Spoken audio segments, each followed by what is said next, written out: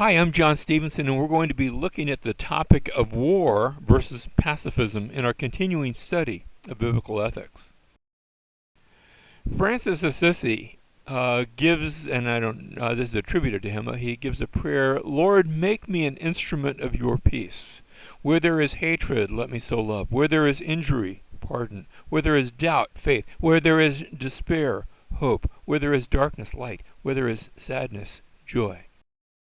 He goes on, O divine master, grant that I may not so much seek to be consoled as to console, to be understood as to understand, to be loved as to love. For it is in giving that we receive, it is in pardoning that we are pardoned, and it is in dying that we are born to eternal life. And his words suggest that perhaps our view of military and nations has been such that no matter what your view on this topic, we can agree that perhaps there have been too many times that wars have been fought. Pope John Paul, in an address in 2003, said something very similar. He said, war is never just another means that one can choose to employ for settling differences between nations. He went on to reiterate that war cannot be decided upon, and then he explained that we can't just go to war except as the very last option and in accordance with very strict conditions. And so his position was not to condemn all war, but to say, let's be careful before we go to war. Let's make sure that it is the last option, not the first, not an early decision to do so, that we take care before we go to war. This brings up the question, can one be a Christian and at the same time a patriot to his country? And I asked that question, notice, with these two American symbols, but let me turn the symbols instead and ask the same question, can one be a Christian and at the same time a patriot to his country? And you might be inclined to argue in a very utilitarian manner, well, that depends on the country and the one to whom one is being patriotic to. But then I would say you're not being patriotic to the country, you're being patriotic to maybe that which is representing the country at one given time, and that can change. Now, one who actually faced this was Dietrich Bonhoeffer. He was a German, a founding member of the Confessing Church in Germany. Didn't like the way that the state church was going. It was embracing Nazism and conforming itself to that. And so he said, no, we have to be separate. We're called to follow Jesus. And he actually helped Jews to escape to Switzerland, and because of that he was arrested, also accused of being part of a plot to assassinate Hitler. Now I don't know that if that's true or not. As far to the best of my knowledge, he never confessed that he had been involved in such a plot. But he was executed as a Christian, put to death in the closing days just before Germany finally fell. And so here's one who died for his faith, maybe for his involvement, or at least his accused involvement of this political intrigue. A quote that is attributed to him, he says, "To endure the cross is not tragedy. It is the suffering which is the exclusive fruit of an exclusive allegiance to Jesus Christ." In other words, I pledge allegiance not to this specific country or that specific country, but my allegiance ought to be to Jesus. After all, he is our King, and he is King of Kings and Lord of Lords over all nations. We've been called by Jesus to make disciples of all the nations.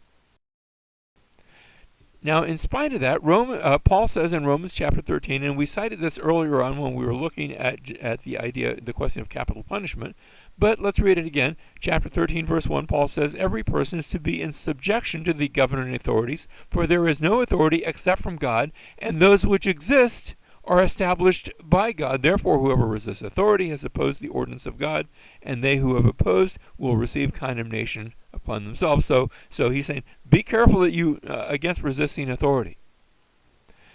resisting authority equals resisting God himself, since he has put authorities in power. Now the context of Paul's teachings is interesting when he is saying that about resisting authority. They had things in his day like slavery. There were dictators that were in power. There was taxation without representation. There was religious persecution. Nero, the Emperor Nero, was already in power. Had not necessarily started the persecutions that he would, but persecution would start shortly, whether Paul realized that or not. He goes on to say, chapter 13, verse 4, "For rulers are not a cause of fear for good behavior, but they're not a cause of fear for good behavior, but for evil. Do you want to have no fear of authority? Do what's good, and you'll have praise from the same. For it is a minister of God to you for good. But if you do what is evil, then be afraid." There's a time to not be afraid. There's a time to be afraid, for it does not bear the sword. And notice that reference to the sword. We took that earlier to talk about capital punishment, but it is not limited to that. That could be taken to apply also to the whole idea for warfare. For it is a minister of God, an avenger who brings wrath to the one who practices evil. So notice that governments you're not to have fear of authority if you're doing what's good. If you're doing what's evil, then you ought to fear them. If you are doing what's good, you'll have praise from the same, generally speaking. There are exceptions. Nero became one of those exceptions. But if you are going against authority, then you have a reason to be afraid. Authority is described as a minister of God to you for good, but it's also a minister of God and an avenger who brings wrath upon the one who practices evil, in the case of one who does evil. Now that works nicely in the case of capital punishment, but how does that apply when nations go to war and it's not quite so clearly indicated? Is the nation doing right? Is the nation doing wrong? Romans 13, verse 5, he goes on, "Therefore it is necessary to be in subjection, not only because of wrath, but also for conscience' sake. Because of this you also pay taxes, and those taxes can go to support a war, even an unjust war." Notice he says, "For rulers are servants of God, devoting themselves to this very thing, and therefore render all what is due to them, tax to whom tax is due, custom to whom custom, fear to whom fear, honor to whom honor," and so on. Now, back in the previous chapter, Romans chapter 12, Paul had discussed personal responsibility, but here he's discussing government responsibility and the responsibility of the believers to obey the government. In chapter 12, he said, "Offer your bodies as a living sacrifice." Here he says, "Be in subjection to the governing authorities." In chapter 12, he had said, "Never pay back evil for evil." He quoted that passage from the Old Testament, "Vengeance is mine, I will repay, says the Lord." And God is saying, don't try to take it into your own hands. I have placed it into the hands of magistrates, and yes, even government. Magistrates on the local level, government in the international level. And then he says here in chapter 13, verse 4, "Government does not bear the sword for nothing. It's a minister of God, an avenger who brings wrath upon the one who practices evil." And yet we ask, sometimes does not government overstep its bounds, both with respect to local issues, but also with respect to national and international issues? And the answer is, of course, but that's not necessarily your concern. In chapter 12, we read the words, "Do not be overcome by evil, but overcome evil with good." In other words, act with goodness. In chapter 13, rulers are not a cause of fear for good behavior, but of evil. So do good. In chapter 12, he says, "Vengeance belongs to the Lord, and we're to give up our desire for vengeance against those who do wrong against us." Now, sometimes the Lord might use governmental situations to bring about that, but because vengeance belongs to the Lord, what are we to do about it? And the answer is in chapter 13, by being subject to the governing authorities, in whose duty it's their duty to be an avenger against the evildoer. Will they always carry that out correctly? No. But we leave that in the hands of the government. We leave that in the hands of God and those to whom he has delegated it. 1 Peter chapter 2, verses 13 and 14 also speaks about the use of government. Submit yourselves for the Lord's sake to every human institution, whether to as a king, as the one in authority, or to governors as sent by him for the punishment of evildoers and the praise of those who do right. So generally speaking, the ones who do right are praised. Generally speaking, evildoers are punished. It doesn't always work out that way, but that's what the design is for. But this brings up the question now, are there good and valid reasons for a nation going to war? But that's also going to bring up another question. Should Christians necessarily be involved in that process? Just because a nation can legitimately go to war does not necessarily mean that Christians should volunteer, or should they allowed to be drafted? Remember, drafting, that's being subject to the laws of your country. And those are actually two different situations. One is actively engaging in warfare. The other is going and saying, okay, I'm not actively engaging, but if you order me to, I will. And of course, even there are still options. There's the option of saying, yes, I will go to war, I will be shot at, but here, let me volunteer to serve as a medic and one who helps people instead of one who is actively trying to kill another person. Now, under just war theory, and we are thankful for Augustine, one of the he's not one of the apostolic fathers. He's one of the you talk about the early church fathers. He's a little bit later, in the late 300s and early 400s. First of all, that there should be a just cause for war. This would involve either defending your own country, or perhaps maybe coming to the defense of someone else who's being attacked. But the idea for a just cause, there must be a wrong that is suffered in order for a war to take place. That you should not go out just seeking war for its own benefit or to advance your country. You're responding to a wrong that was inflicted in one shape or another. So the first point is that there should be just cause if you're going to have a just war. Secondly, there should be a right intention. That is, the desire for peace should be the ultimate goal of war. Furthermore, the peace that's established after the war ought to be better than the peace that would have prevailed if the war hadn't been fought. And so the intention should be the intention of peace, and a better peace than if things had just worked themselves out on their own. So a just cause, a right intention. Thirdly, a reasonable chance of success. That it is considered to be wrong to go to war when the result will be certain catastrophe. Jesus actually alludes to this idea, Luke chapter 14, verses 31 and 32. Remember, he describes, and his main point isn't really about a parable, but it's the point about counting the cost of all things, of discipleship, of following him. And he describes a king who's preparing to meet another king in battle, who sits down and asks, gee, can I win this? Am I strong enough to win? If not, he goes and makes peace. It's common sense. But there ought to be a reasonable chance of success. So we have a just cause, a right intention, a reasonable chance of success. Next, the end is proportional to the means used to achieve it. I like the way somebody said, you don't use a bazooka to swat a fly. That would put holes in your house. That's silly.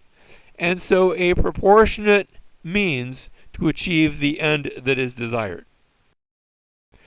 So next, not just a proportional means, that war should be a last resort. It should only be used, remember Pope John Paul said the same thing, that it should be used when all other means have been exhausted. We are to pursue peace with all men. Romans chapter 14, verse 19, also Hebrews chapter 12, verse 14. We should be people of peace. Blessed are the peacemakers. A last resort, but also a legitimate authority, and that means that I don't declare war on somebody else. Myself and my neighbors do not declare war, but there should be legitimate authority that has been given. Now you say, well, there wasn't a free election. I don't care how they got it, but they are the recognized leaders of that nation. It is within their purview to administer war, to declare war. not just something I do on myself. I don't decide, gee, I don't like the people who live down the street, so I'm going to declare personal war on that. No. Which asks the question, were our American forefathers engaging in legitimate war when they rebelled against England? You see, the recognized authority, whether you like that authority or not, whether you agreed with the taxation or not, the recognized authority was the King of England. And because of that, there were quite a number of people, and there were quite a number of Christians, especially among the Methodists and Quakers, but there were others and Mennonites, but there were others as well who said, if the Bible calls us to be respectful to the nations and the rulers that God has put in authority, then maybe we should not be rebelling. Maybe we should not be declaring our independence. And so this question of legitimate authority. Now, I'm not saying that today we should go back to England. No, but the idea of a rebellion can be a very dangerous idea. So we have a legitimate authority, but also a distinction should be made between combatants versus non-combatants. In other words, I don't go just killing civilians.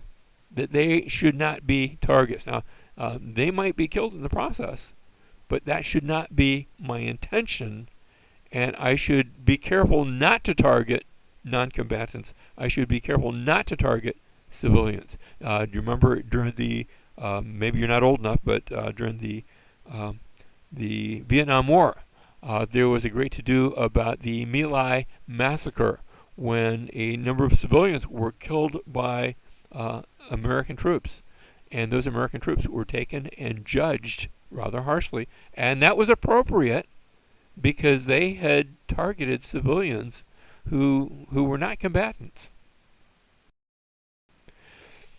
Finally, there should be a public declaration. That is, the combatants should be given fair warning and the opportunity for avoidance by peaceful means. In other words, don't do what you're doing because we're going to go to war and we don't want to go to war, so let's fix this before we get there. Those are taking all those means. And then a public declaration of war. Now, not all countries have used this. There have been a number of countries.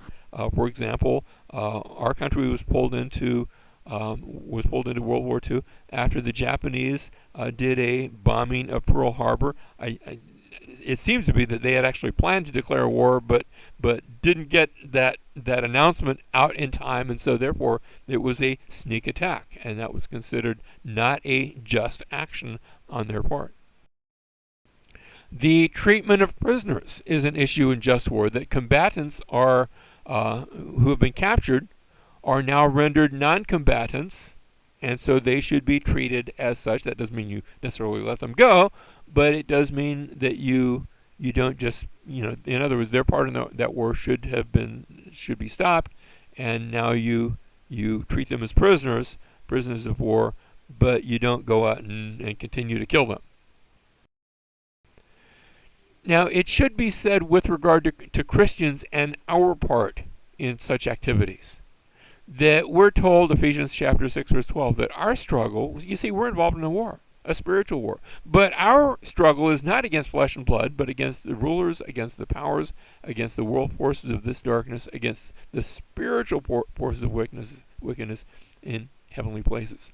The weapons of our warfare are not the same as the weapons that the natural world uses.